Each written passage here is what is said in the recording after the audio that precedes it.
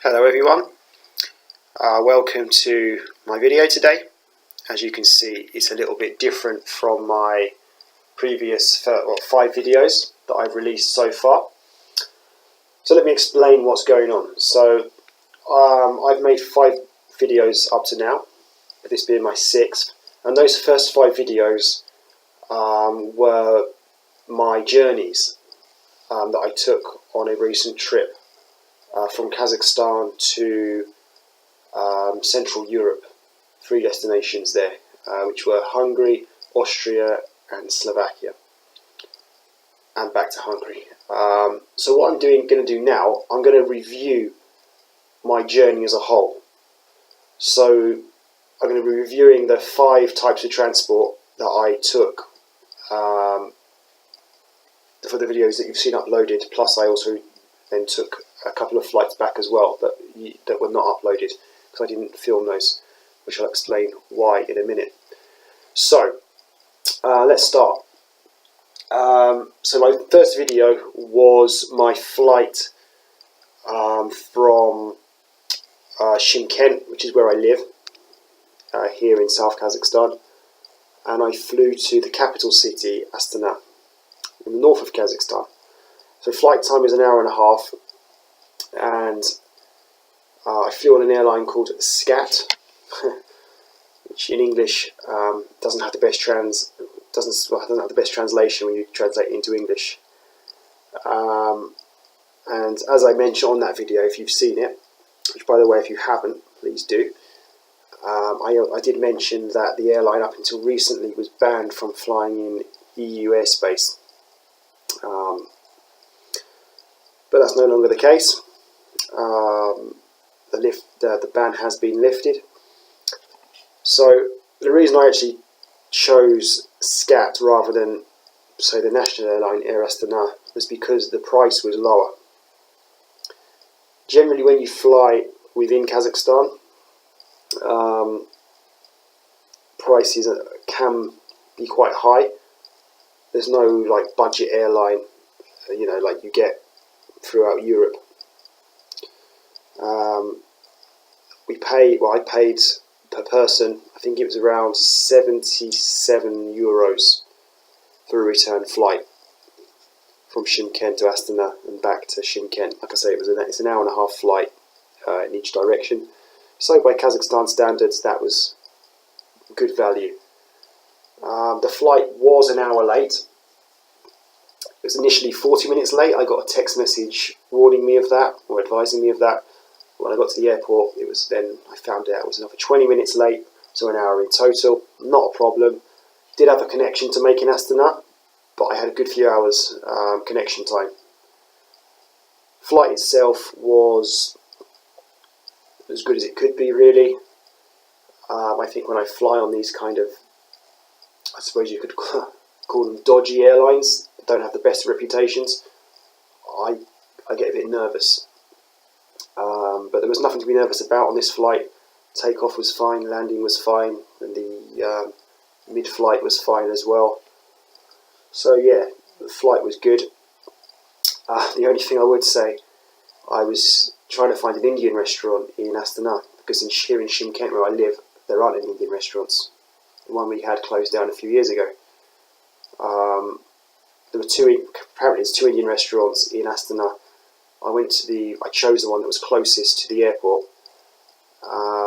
Unfortunately though, when I got in the taxi, he took us to the address that I told him to take us to, but there was no Indian restaurant there. It was freezing cold, so we ended up in this other little cafe that I didn't really want to go to, which actually you can see in that first video, because that's where I filmed after arriving in Astana.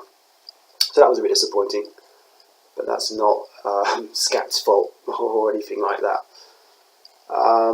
Anyway, after that, we then got a taxi back to Astana Airport for the next leg of the journey, which was flying on Wizz Air to Budapest in Hungary. I got a really good deal with this. I just still can't believe how cheap it was. it was €80 per person for a return flight from Astana to Budapest. Now, I know, I'm sure Wizz Air do much cheaper fares than that on a lot of their routes, but you've got to bear in mind that this was, we're talking Central Asia to Central Europe, so it's a good 5-hour flight. Officially, it's 5.5 hours. It only took 5 hours, though, as is normally the case. It doesn't usually take as long to fly somewhere as what it's scheduled to. So I think for a 5-hour flight there and back, to be paying €80 is exceptional value. The downside of that is that obviously you're flying on a budget airline. You don't get any allowance for luggage, so we had to fly just with hand luggage, unless of course we paid extra for the when you put the luggage in the hold. And the seats were really uncomfortable because I don't recline. We were actually in the very back row. I think it was row 30. And I thought we'd pulled the short straw because our seats didn't recline. I thought, oh, it's because we're in the back row. But it turned out that actually none of the seats reclined. Didn't matter which row you were in. But the flight itself was fine. Just incredibly boring and uncomfortable. I had to stand up a few times. But look, at the end of the day, for that amount of money, for €80, you just can't complain. So everything was fine with that. We then stayed the night in Budapest, and the next evening we took a train from Budapest to Vienna.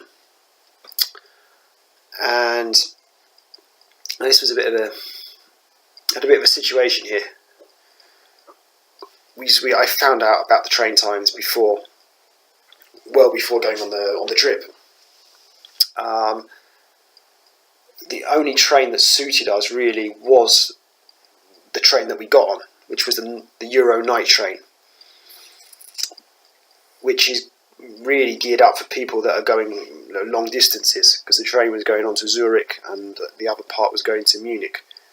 It's not really worth it if you're just doing the small section that we did, because I found out when I booked the tickets that the fares are, how can I say it, the fares are set. It doesn't matter if you go 1 stop or 15 stops, you pay the same amount of money.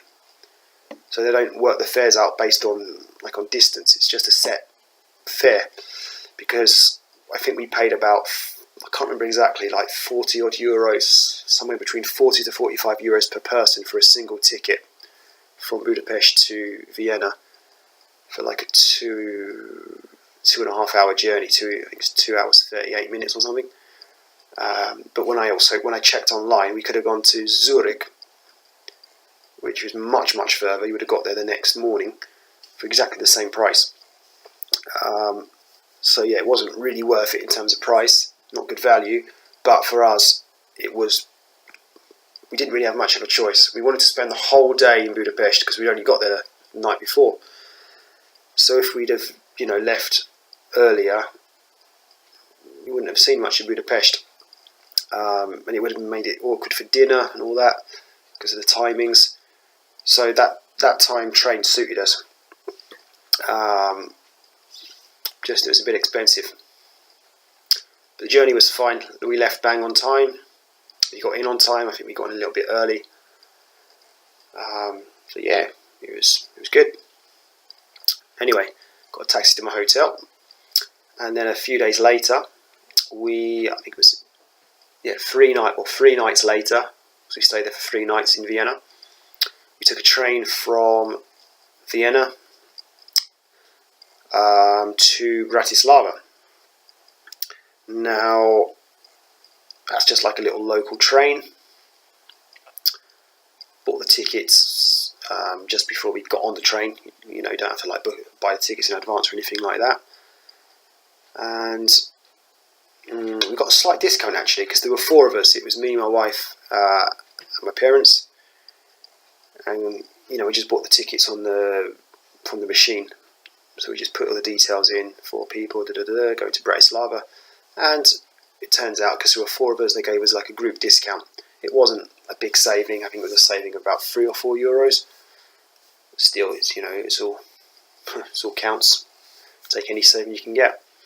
I can't remember how much I paid. I really can't remember. Was it about €10 per person, €11, €12 maybe? But anyway, again, the train journey was fine. Wasn't very busy, the train.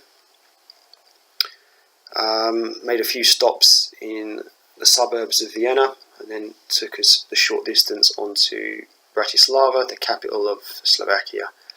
Again, train left on time, arrived on time. Yeah, so it's pretty good. Anyway, after that we stayed in Bratislava just for one night, and the next day we took a train from Bratislava again back to Budapest, where we started from. It's a bit of a strange one, this, because the train comes from Prague in the Czech Republic, and it goes to Budapest via Bratislava, which is where we got on the train. And I don't know why this is, but you can't buy tickets in advance like on the internet if you're travelling on the route from Bratislava to Budapest. But if you're travelling, say, from Budapest to Bratislava, you can buy tickets online on the Hungarian Railways website. Or even if you're travelling from Bratislava to Prague, going the other way, you can also buy tickets online. But if you're travelling from Bratislava to Budapest, you can't. So a little bit worried, because I didn't know how busy the train was going to be. I personally, when you're like going on holiday somewhere, I'd rather have sort of all my tickets booked in advance. You just kind of, it helps you, kind of makes you feel more at ease, I guess. You don't have to get to the station really early. You don't know how big the queues are going to be at the ticket office. But anyway, it was fine. We got to the station in good timing. There were no queues, to be honest, at the ticket offices. There was a lot of available, like, kiosks or cash desks, whatever you want to call them. And we got our tickets easily for the train. So you don't get a seat number, you just sit where you want. And the carriage we got in, there were no reserved seats there. So yeah, it was good. So by the way, if you are going on that journey from Bratislava to Budapest, don't worry about tickets or anything. You'll get them there on the day. It shouldn't be an issue. Yeah, the journey was good. Again, left on time, got in on time. And then after that, we stayed in Budapest for 2 nights. And then, well, up to that point, all of those videos from all of those journeys that I've just mentioned are on my channel. So please go and have a look at them if you like. There were 5 journeys there. The 2 initial plane journeys and then the 3 train journeys. Anyway, going back to Kazakhstan, we went on exactly the same routes. So Wizz Air from Budapest to Astana, and then the next day we went from Astana to Shymkent on Scat Airlines again, because it was the same airlines that I'd flew on, which I made a video of, and it was the same planes as well. Not the exact same planes, I don't think, but the plane, the same types of planes. I didn't make videos for that because, it's kind of against my rules, I guess. My rules are I will not make a new video for a route that I've already taken if it's with the same company and the same type of plane or train or whatever. Those journeys were also fine. I think they were both pretty much on time from what I remember. No issues there. Anyway, so that's me talking about the actual journeys. I'm now going to talk about some things that may be a little bit annoying. and maybe some recommendations for you. First thing I'm going to talk about is when we got on the plane in Budapest to go back to Astana on Wizz Air. Now, obviously, Wizz Air are a budget airline, so you have to appreciate that. But they were very strict. There was a woman, you know, when you what do you call it? You go to the gate and then they take in your slip of half the boarding card thing. There was a woman standing there. She was almost like the Wizz Air policewoman. You know what I mean? She was one of them that was snooping around. Oh no, you've got an extra bag. You have to put it. You can't take that on. You have to put it inside your other bag. Only one piece of hand luggage. They were very strict on that. The only thing is, I would say, I mean, they were within their rights. I've got no complaints. They are the rules. They give you very cheap tickets, so you know that's the downside of it. Really, they are very strict with their rules and regulations. But you see, most of the people on the plane were Kazakh people, and they're not used to budget airlines because, like I say, in Kazakhstan you don't have budget airlines. So they were stopping people. It was like an old woman they stopped, and she didn't speak English. She only spoke Russian, and there was a language gap and barrier. And the Wizz Air policewoman was telling you can't take all this on. You've got to put it inside your bag and all that. They were just pretty strict, but like I said, I got no complaints about that. But just be careful if you are flying on Wizz Air, then be prepared. They are strict. But yet, when you fly from Kazakhstan on Wizz Air, they're not strict at all, because I don't think there are actually Wizz Air staff that work there. I think it's just like, I don't know what they are like. They're just general airport workers who really aren't that bothered what you take on the plane. So if you're flying from Kazakhstan on Wizz Air, then you've got nothing to worry about. But if you're flying from probably most other countries on Wizz Air, then yeah, you've got to be careful.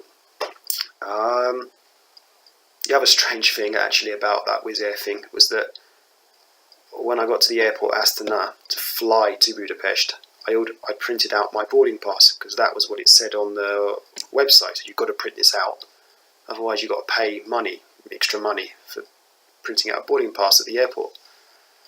So anyway, I went up to the check-in desk. There was no queue.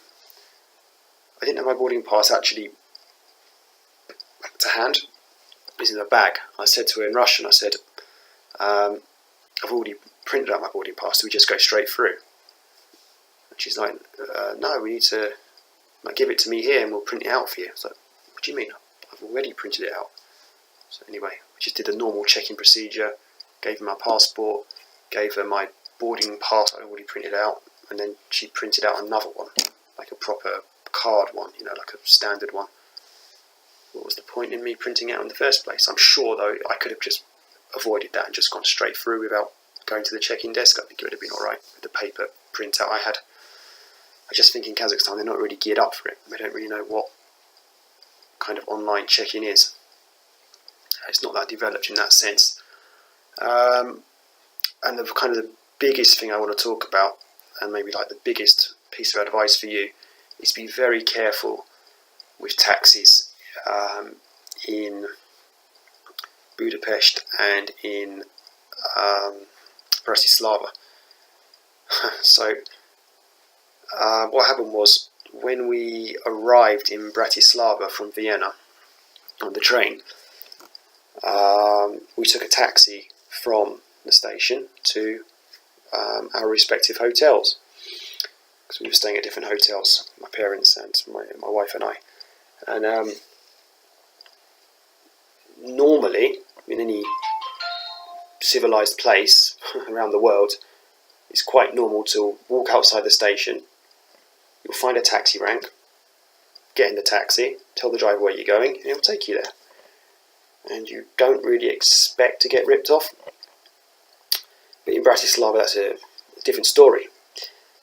I've since found, what happened was, when we left the station and the taxi, the meter was starting like quite high. It was starting at about €5 odd. I don't know why it started at such a high rate.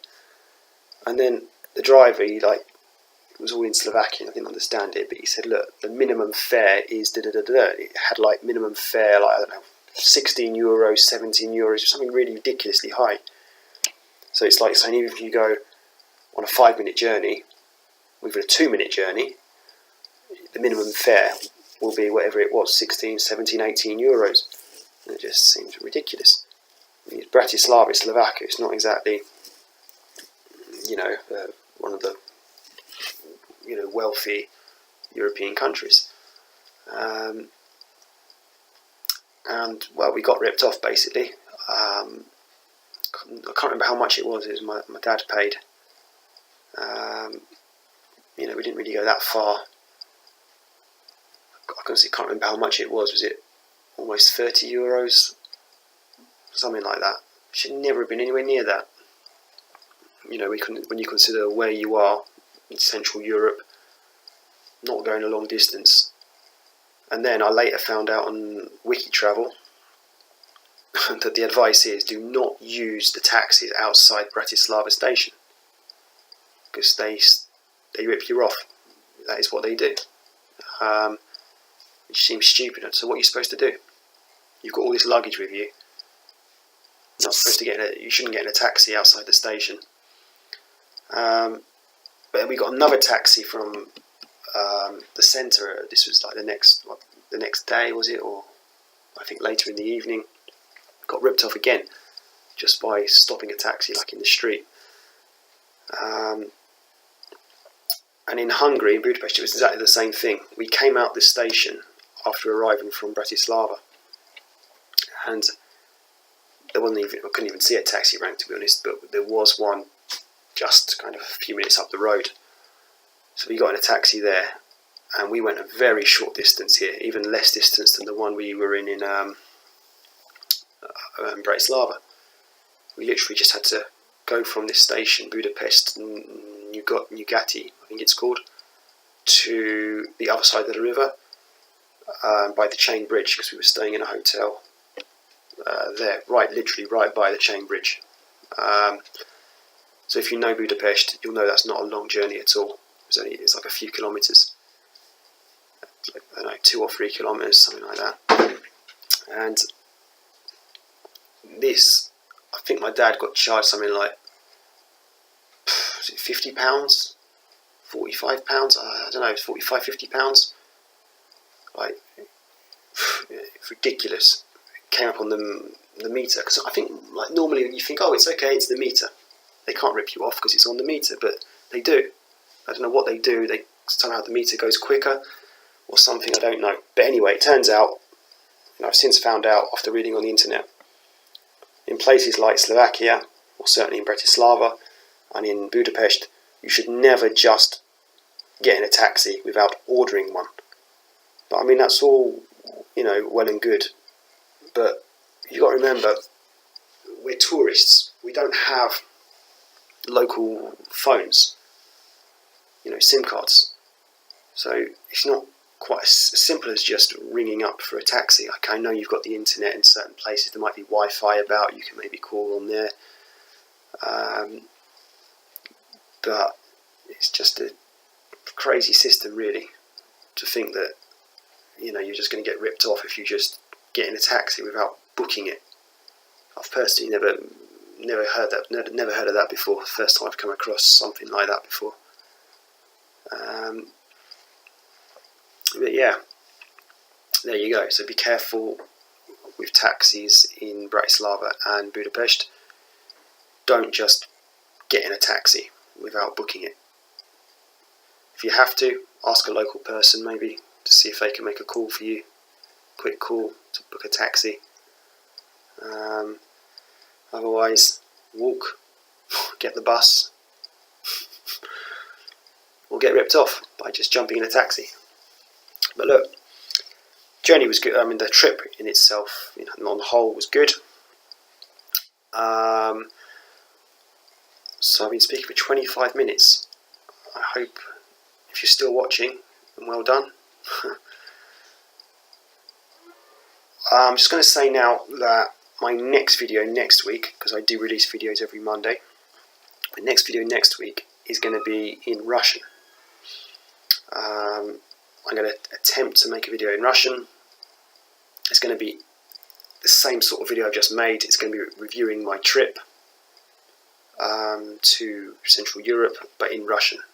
Except it's not going to be as long, because it's going to be a bit more basic without all the details that I've just given you in English. So if you do speak Russian, then please watch it next week.